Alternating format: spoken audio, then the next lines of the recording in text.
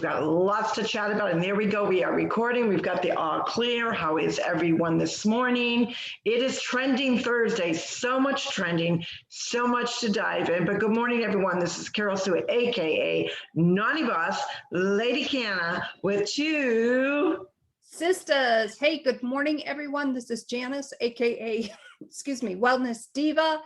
Trending Thursday in North Haven. It's kind of doom and gloom today and rainy, but that's not going to stop us.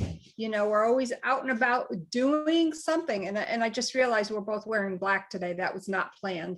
No, that was so definitely not planned. But, you know, I'm not sure how many. We're just going to dive right in because there is so much that's trending. And as most of our audience and listeners know, we look on all gamuts of health and wellness, and it doesn't always go in the direction of just exercise equipment, fitness, and diet. We talk about a lot of things that we talk about have to do with the mindset, have to do with the soul set, the heart set, and how do we surround ourselves with positivity that also impacts our wellness, our well-being, right? So one of the things that we frequently do talk about is, you know, different things that are trending. And of course, last night being the first time, and I think it's actually the first time in history that a president has actually taken this long to address the joints of Congress, which we'll get into that in a little bit.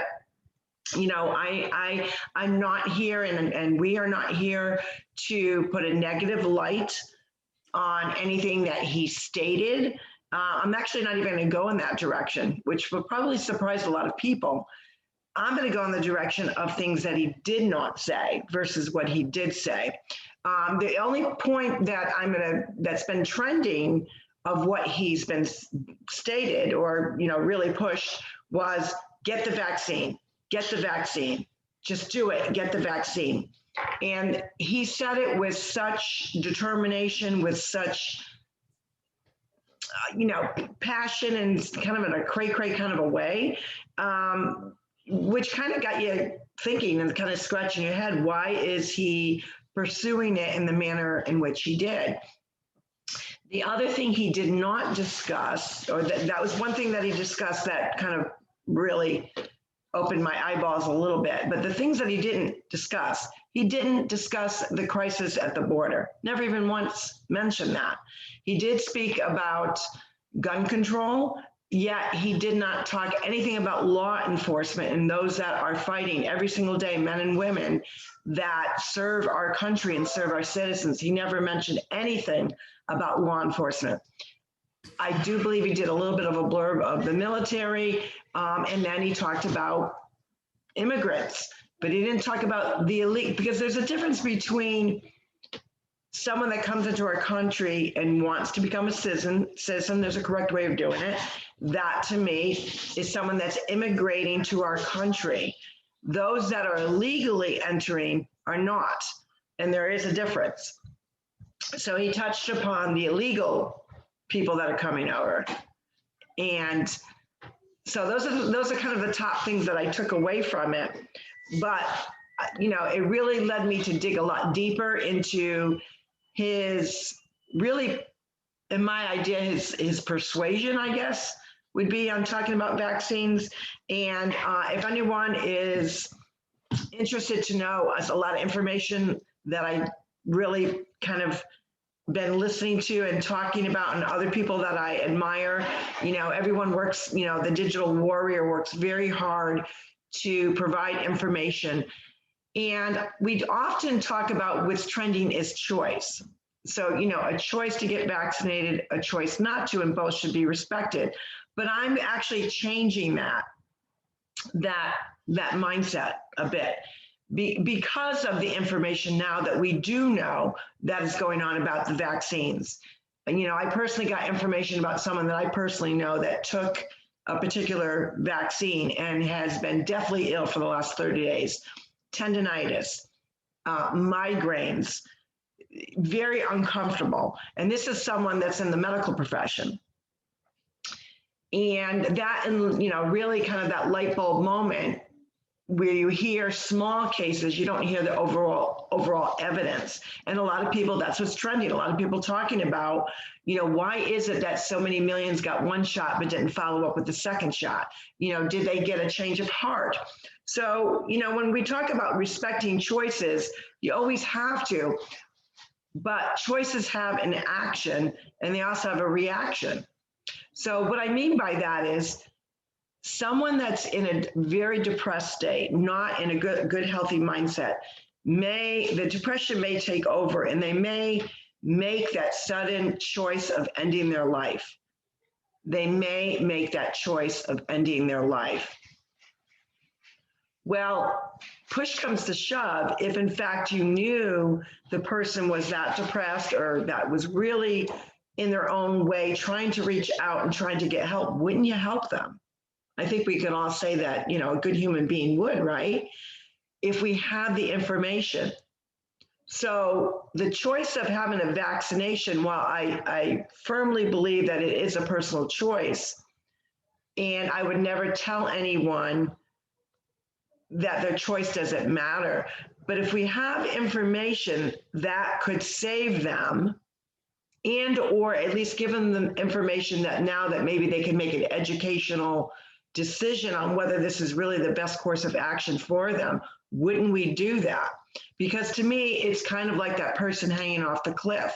If I knew ahead of time and I had the information, I did nothing, I'm an accomplice to that person making that decision. And I feel that there's so much that we don't know and we're starting to learn, that if we don't share it, then we're accomplices to part of the problem. I'd rather be part of the solution, not part of the problem. Don't you think, Jan? Well, being part of the solution is always the best way to go. And I think what people have to remember too, and I know that a lot of people that have gotten the vaccine, I've been asked if I have gotten the vaccine, and my body, my choice. And I certainly respect people, friends, family getting the vaccine because that's a decision that they have made. They either want it to get it because of their age group, whatever their reasoning may be, that is their choice. I respect that. But I think as far as the vaccine is concerned, what's maybe getting misconstrued a little bit is when you are asked, hey, did you get the vaccine? And if somebody says yes, or in my case, I would say no.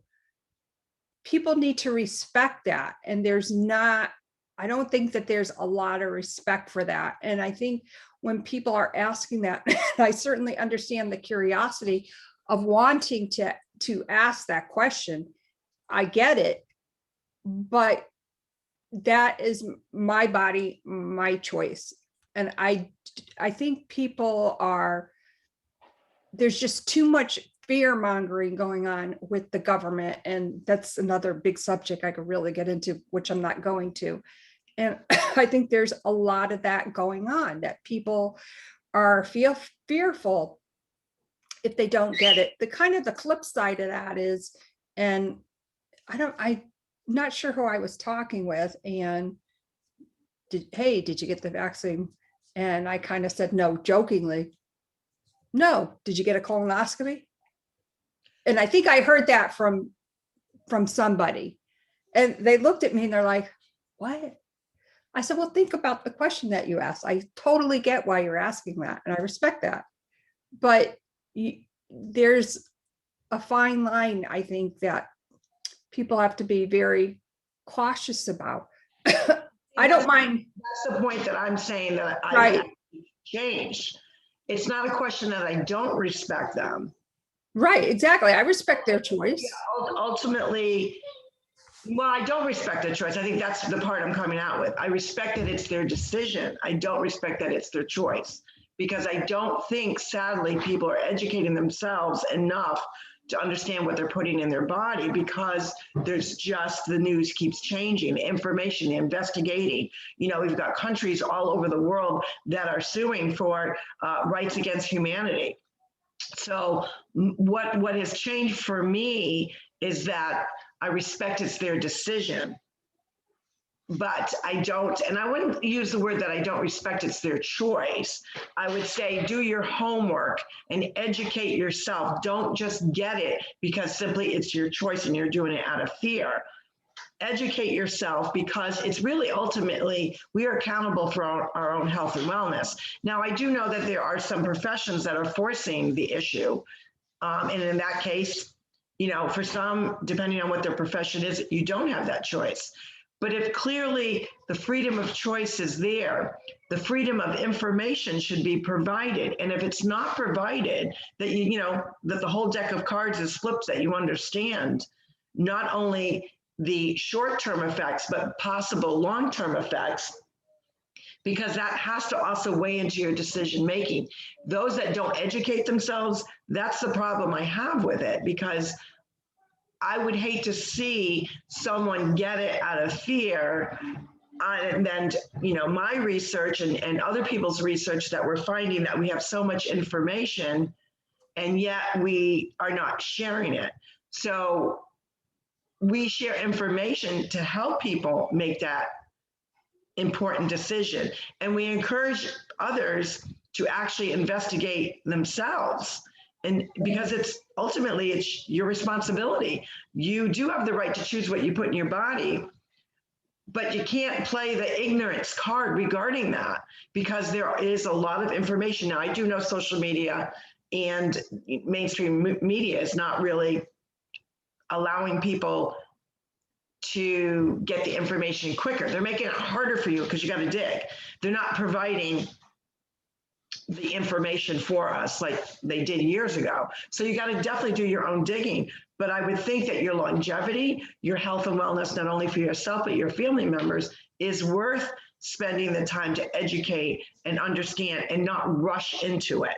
So that's, I think, the perspective that's changed for me. Before, I automatically blanked your choice, your decision, but I can't do that, because knowing the flip side of people making choices, if you know something can hurt them, I do believe, you know, for humanity's sake, it is our right to let them know. Now, what they do with that information is their choice. If they still say no, you know, great for the information, I'm glad you educated me, and or I didn't know that, but I'm still getting it. Absolutely, it's your choice. You're in charge of your own body. But I think we do a disservice when we sugarcoat it. And I think the trending sugarcoat is, well, it's your choice, your decision. Instead of saying, hey, of course it is, but let me provide you some information, or at least do your own due diligence to find out. Because I personally don't want to be one where someone say you knew that information or you investigated and you didn't share it. That would have been really helpful for me if I knew, because we can't sadly rely on what is going on. The other huge piece, and I'm going to be honest, last night was painful to watch. It was painful to hear the message, but I'm not going to pounce on him. He had some gas, but that's not what I'm talking about. Going through that, I needed to go through that pain so I could, because that was really, I'm going to be honest, that was probably the first time I've really heard him speak live at length. And it really kind of solidified my decision in not voting for him.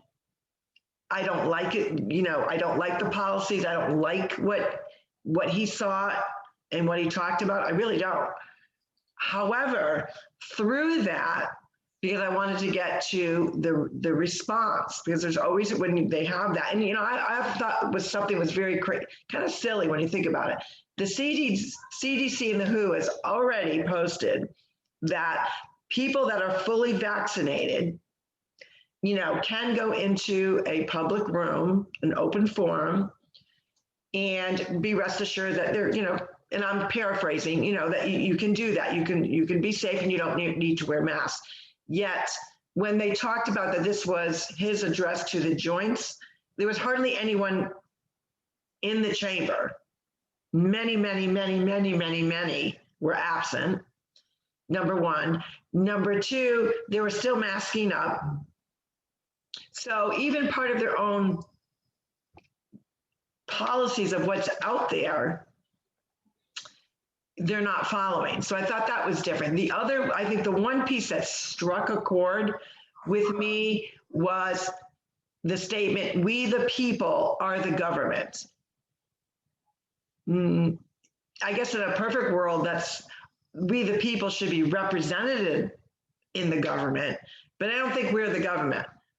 Because we should be, we should have more of a say, but reality says that's not true. But on a bright note, because obviously we talk about different things that are trending, was Senator Tim Scott. His message was nothing but pure leadership, was integrity, was really showcasing and sharing his journey on him coming from a very sad home life situation and how he used faith and education and some good people that were there in his family to help him succeed in life. And his really calling out to the country that America is using the phrase race, the word race, for division.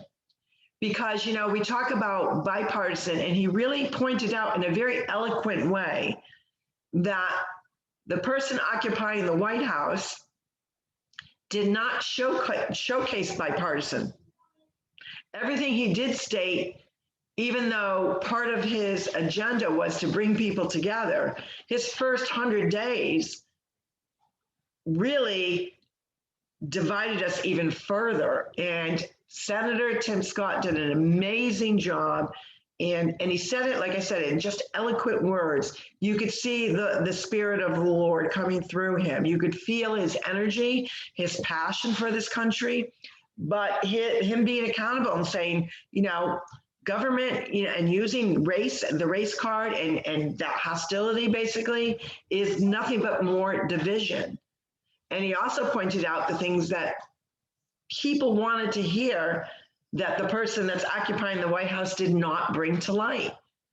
Law enforcement, borders, you know, there was so much that he really, so in the toughness or in the struggle to listen to the address, it brought me to a better place when I got to hear and had the privilege to hear Senator Tim Scott. And if you haven't, we really highly suggest to our viewers and our audience, go listen to his rebuttal, because it was done with such dignity, integrity, and you really, really got a flavor of the character of where he came from to where he is right now. I don't know if you had the opportunity to hear it.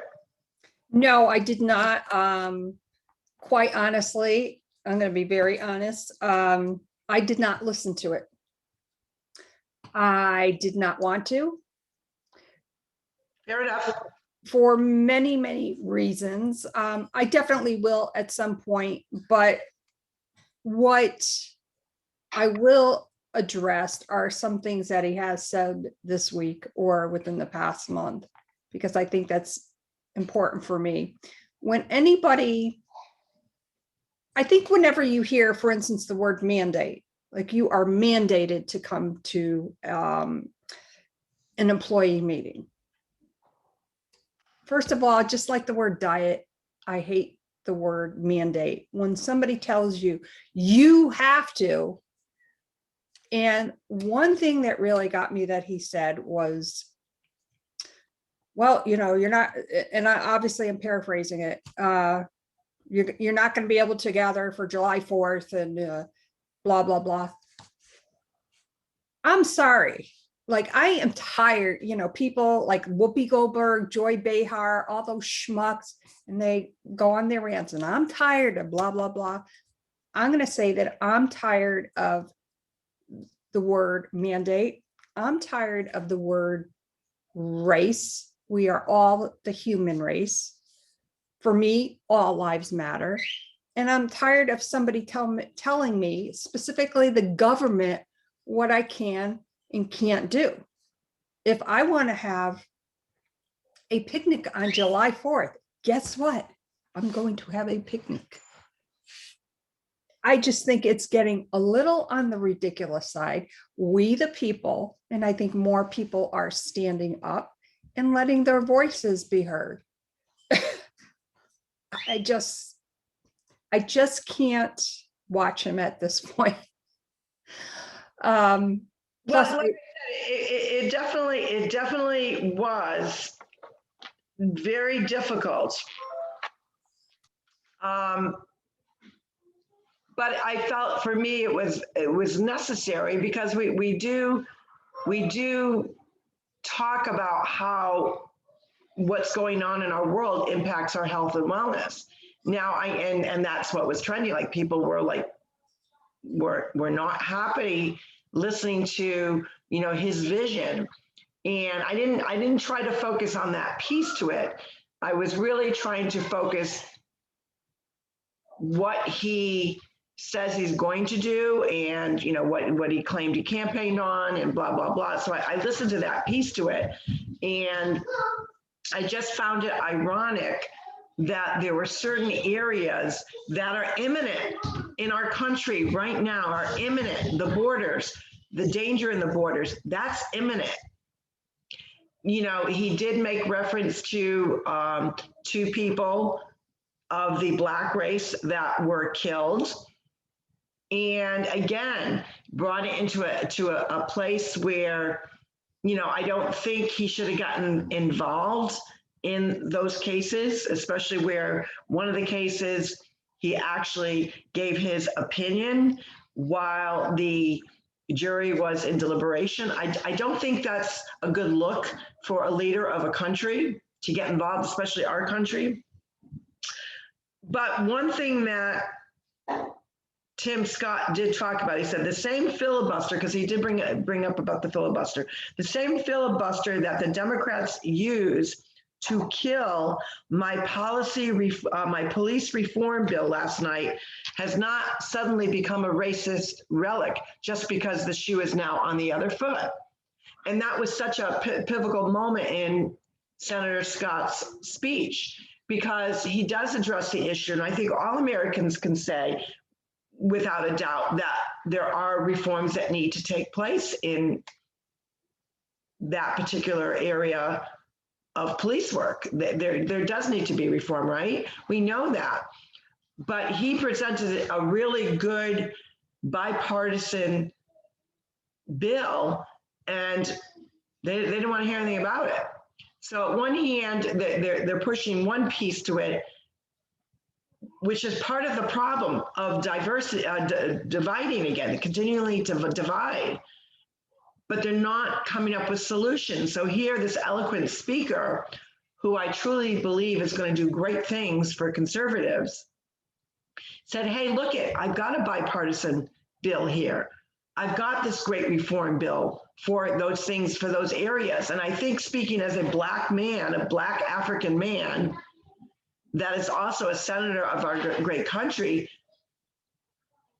you would think that would have some bullet points for them to take notice, you know, especially from his own journey. Yet, you know, they use the filibuster for that. So I think he brought out some great rebuttals for sure.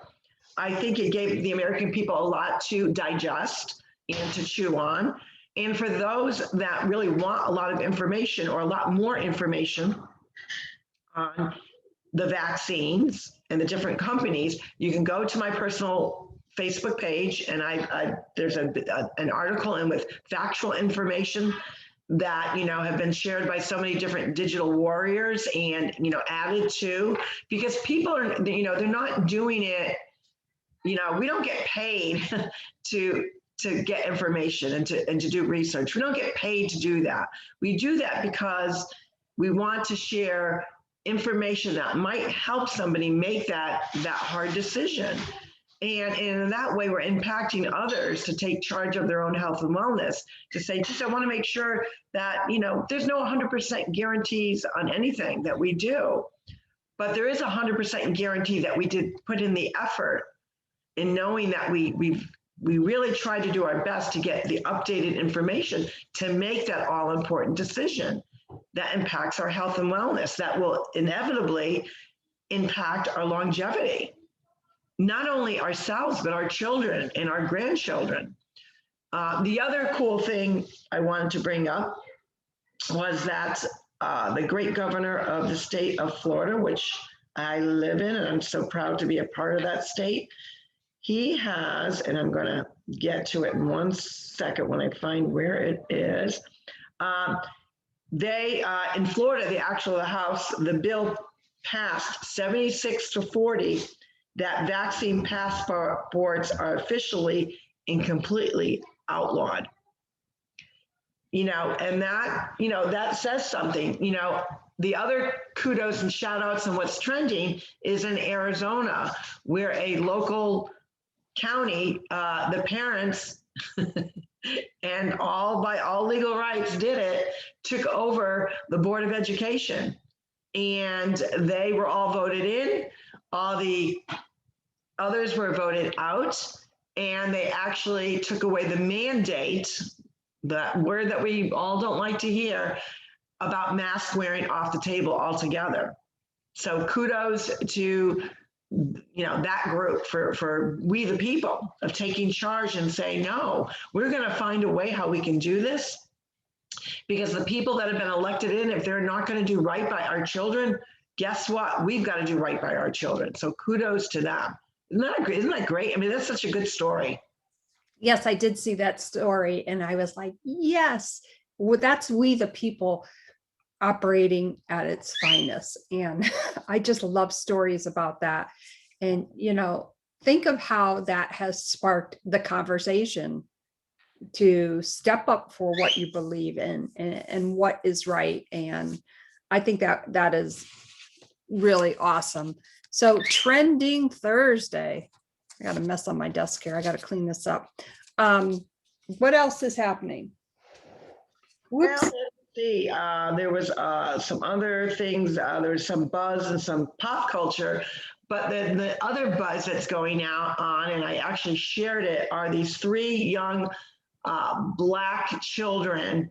And, I even hating to say that, to identify them, but so many times, because the race card keeps being brought up in a negative light, let's show some goodness of, forget the race, but, talented young men. And one in particular is, I want to say he's maybe about 9. I'm not sure his age. And I posted them, and they did a rendition of Michael Jackson's, one of his favorite songs. And these 3 brothers, boy, are they talented. And again, that's also on my personal Facebook page. I'll probably try to share it on Two Sisters too. It's such a good feel song, and they are so talented. I don't know, did you check it out? It's so cool. No, I will have to definitely check that out. That is awesome. So many good things happening. Let's see. I don't think it says their names.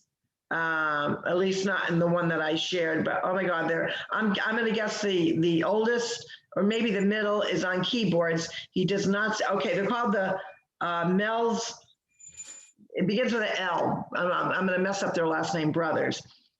So it looks like the oldest is playing guitar. It looks like the middle is on the keyboard, and then the youngest, and actually the middle brother resembles Michael Jackson, but the youngest, who is probably about, close to the age that Michael Jackson started. Now, so that's a inquisitive question. Let's see if you know it. Do you know the first time that Michael Jackson took to the stage, how old he was? I want to know if any of our viewers or listeners can answer that question. I want to say 6 or 7. He was quite young. 6 years old is actually correct. So I do believe that this young man here is older than 6, but I'm guessing maybe he's about 8, maybe. I don't know, but his voice and the oldest son's voice, because he also does some of the singing, tremendous, so talented that this particular brothers, they're going to go places, and it begins with an M, and I don't know how to pronounce it, so I don't want to screw it up. We'll have to definitely up your name, and I don't want to do that. We'll have to definitely check that out. So on that note, we talked about some kind of sensitive issues. Politics was mixed in just a little bit, but it's all about sharing what we're passionate about, not to pass judgment. So I just want to make that really clear. You know, we're here to share what we're passionate about. On that note, my name is Janice, aka Wellness Diva 5.0. It's Trending Thursday. You make the trend, and I am with two sisters, and this is Carol Sue, aka Naughty Boss Lady Canna. Yeah, it's Trending Thursday. What are you scrolling and thinking what's trending? What new gadgets? Oh, PS, there are some great sales out there. That is also trending a lot, and it's Wayfair 80% off on a lot of things. I know there's a lot of Wayfair people that absolutely love their products, and I happen to see that, so I wanted to share that. But you be the trendsetter, and you know what? Maybe trend setting should be, being more available to people with kindness. Maybe giving a great compliment. Maybe, if you see somebody need, helping them. That should be what's trending, helping and being kind, and no more divisiveness. Let's work together, but you can't work together if you got all that junk going on. So try it a different way. Try something different that you normally wouldn't do, and that's being a trendsetter. With that, this is Carol Sue, aka Naughty Boss, live and out with two sisters, but we will see you tomorrow on Fantabulous Friday. You guys have a great day. Bye, everyone.